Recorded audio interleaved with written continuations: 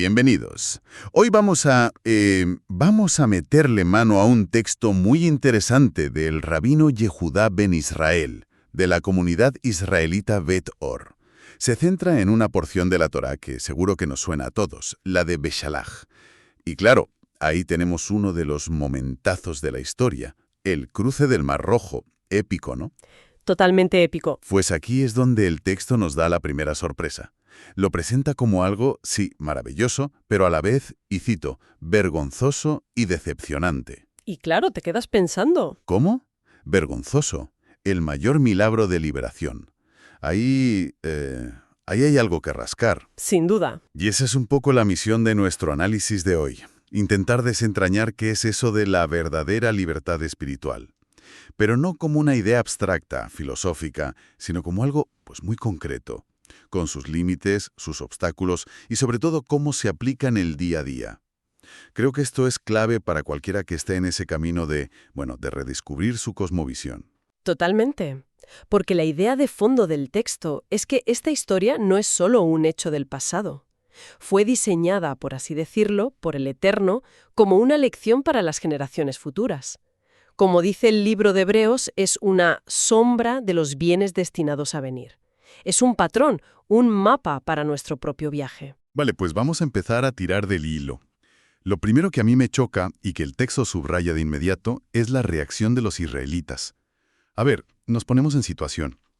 Llevas toda tu vida y tus antepasados siendo esclavos. Y de repente sales de Egipto. Eres libre. La reacción lógica sería, no sé, una fiesta que dure semanas. Claro, una explosión de alegría. Pues no hubo celebración. Cero. Ni un solo canto. La celebración, la alegría de verdad, llega mucho más tarde. Y el texto nos obliga a preguntarnos ¿qué tuvo que pasar para que por fin celebraran? Y la respuesta es bastante dura. Es durísima. Tuvieron que ver a sus enemigos, a los egipcios, muertos en la orilla del mar. Es tremendo pensar en eso. O sea, que su libertad no se sintió real hasta que vieron al opresor aniquilado. Exacto. El texto nos lleva directamente a Éxodo capítulo 14, versículo 31, y el orden de los hechos es crucial. Dice, «E Israel vio el gran poder que Yehué había ejercido».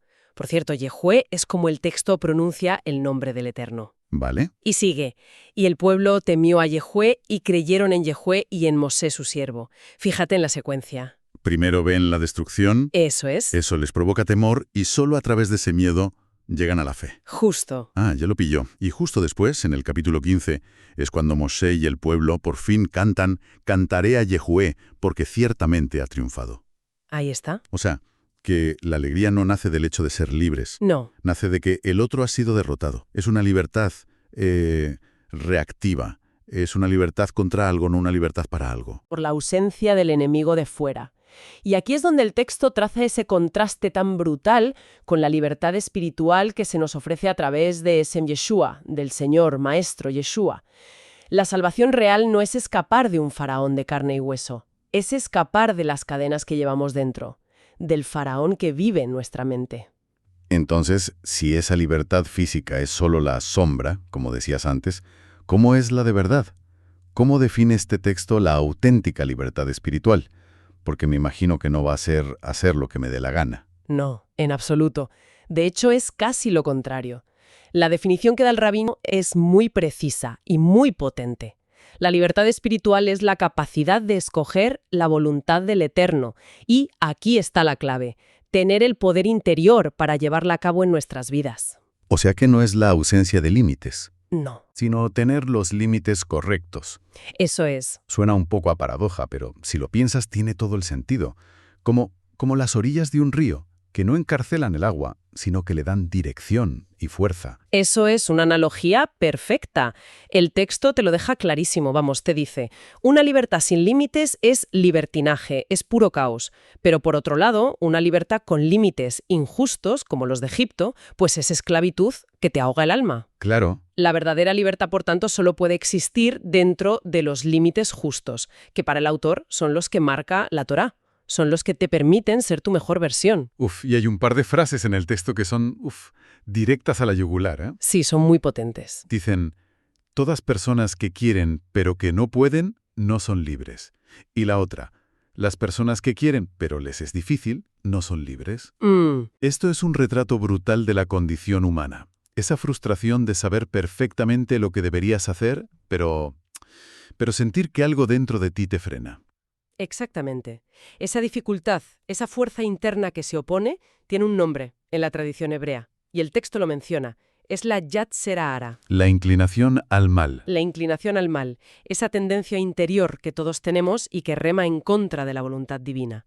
Ese es el verdadero campo de batalla. La libertad no se gana en el Mar Rojo contra un ejército, sino en el combate diario, dentro de uno mismo, contra esa inclinación. Porque si no la vences, imagino que esa voluntad de hacer el bien se va debilitando. Se debilita hasta que desaparece. Y entonces, dice el texto, has vuelto voluntariamente a la esclavitud.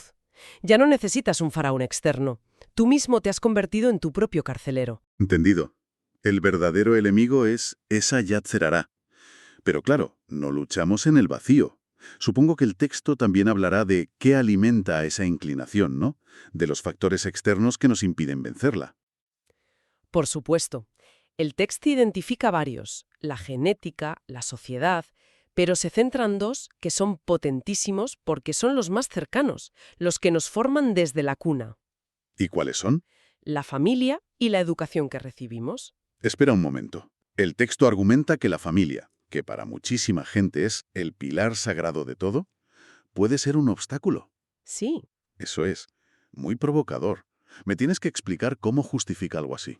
Es muy provocador, sí. Sobre todo en culturas donde la familia es lo primero, es casi un dogma. El texto argumenta que el llamado espiritual original, el de Abraham, es un lej leja, que significa vete por ti. Vete de tu tierra, de tu parentela. Exacto. Vete de tu tierra, de tu parentela y de la casa de tu padre. Es un llamado radical a dejar la identidad que te han dado otros, la que has forjado en base a tu familia, para poder recibir una nueva identidad que viene directamente del Eterno. Claro. Y de repente las palabras de Yeshua en el Evangelio de Mateo resuenan de una forma completamente distinta, mucho más cruda. Cuando dice en el capítulo 10, el que ama a padre o madre más que a mí no es digno de mí. O esa escena increíble en el capítulo 12. Cuando le dicen que su familia está fuera. Justo. Oye que tu madre y tus hermanos están fuera y él señala a sus discípulos y dice, estos son mi madre, mis hermanos. Porque todo el que hace la voluntad de mi padre, ese es mi hermano, mi hermana y mi madre. Es un cambio de paradigma total. Para alguien que viene de un cristianismo tradicional, esto debe ser un terremoto. Totalmente. Y el texto profundiza en la crítica no contra la familia en sí, sino contra su idolatría. La idea de primero la familia se convierte en un obstáculo cuando los valores familiares se anteponen a los de la Torá. Pon un ejemplo muy concreto y a veces doloroso, el de los padres que no respetan la adultez de sus hijos, que, por lo que el texto llama un egoísmo religioso, quieren seguir controlando sus vidas, sus decisiones, sus matrimonios. Anulando su individualidad. Anulando su individualidad. Y sin individualidad y libertad de elección, pues no puede haber desarrollo espiritual. Es una idea muy potente. La obediencia a los padres es un mandamiento, claro, pero el texto dice que su objetivo es acercarnos al Eterno. Justo. Si en una situación concreta obedecer te aleja de Él, tu obligación como hijo del Eterno es negarte. Eso nos lleva de cabeza al segundo gran obstáculo. Si el primero es el círculo íntimo, la familia, el segundo es cómo esa familia y la sociedad nos han formateado la mente. La educación. La educación que hemos recibido, especialmente la religiosa. El texto argumenta que, a menudo, sin darnos cuenta, estructura nuestro pensamiento de una forma contraria al amor y la justicia. ¿Cómo? ¿Cuál es el mecanismo? Lo fascinante es cómo lo describe.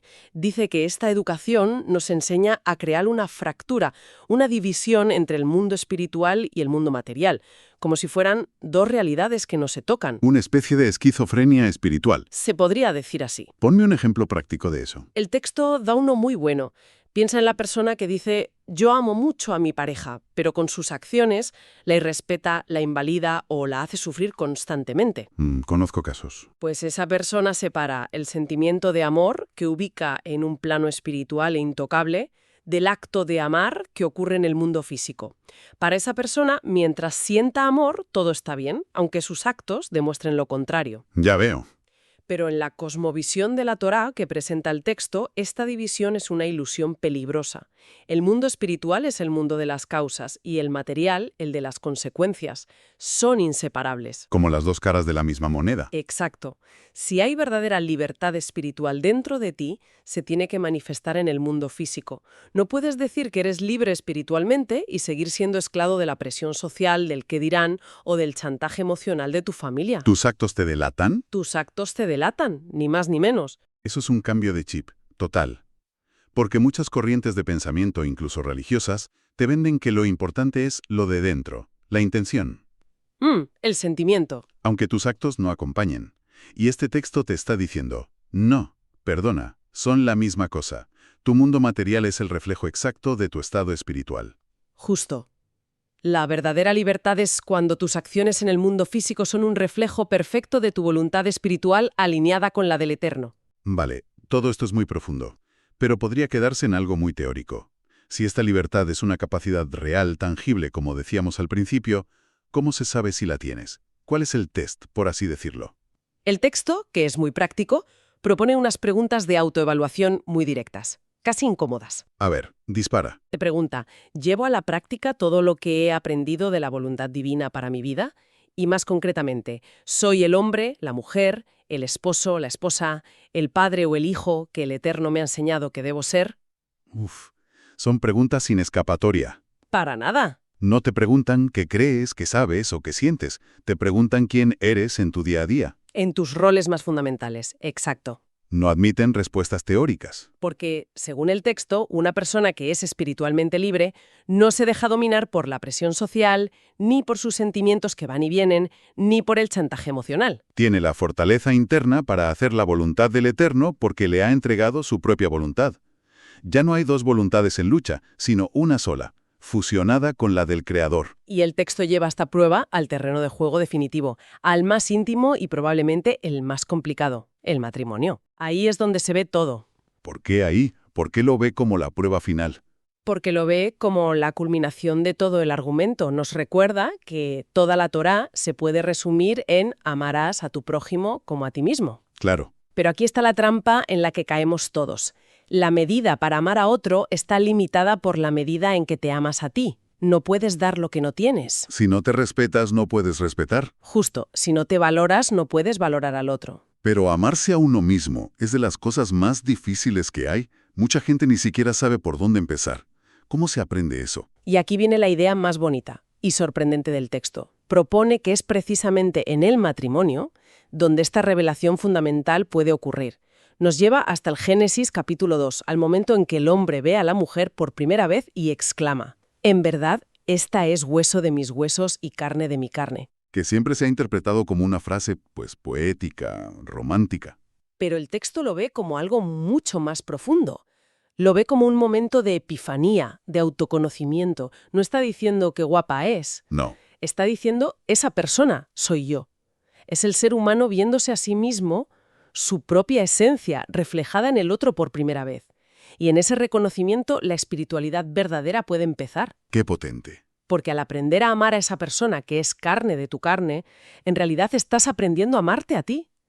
Es como si el cónyuge fuera un espejo que te obliga a confrontarte y, finalmente, a quererte. Y solo entonces, cuando has aprendido a amarte a través del otro, solo entonces tienes la capacidad real de cumplir el gran mandamiento, de amar al prójimo.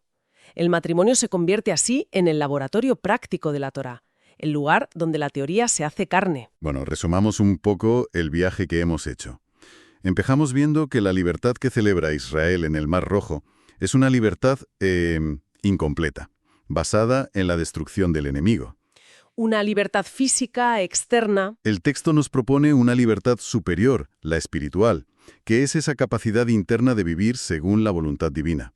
Hemos visto que, paradójicamente, los mayores obstáculos pueden ser lo que más amamos. La familia, la educación. Si los ponemos por encima de nuestra relación con el Eterno. Y al final, la prueba del algodón de si hemos alcanzado esa libertad se juega en el campo de nuestras relaciones más cercanas. con el matrimonio como el escenario clave. Donde aprendemos a amar. Exacto. Y esto nos deja con una reflexión final para darle vueltas. A ver, Si el texto postula que el matrimonio es ese espacio privilegiado donde aprendemos a amar al prójimo porque lo vemos como una extensión de nosotros, la pregunta que se queda flotando es, ¿qué pasaría si intentáramos aplicar esa misma percepción? Ver al otro como parte de nosotros, como hueso de nuestros huesos, en cada una de nuestras interacciones diarias. no solo con la pareja. No solo con la pareja, con toda la comunidad, con los compañeros de trabajo, incluso con un desconocido en la calle. ¿Cómo transformaría eso radicalmente nuestra manera de vivir la justicia y el amor en el mundo?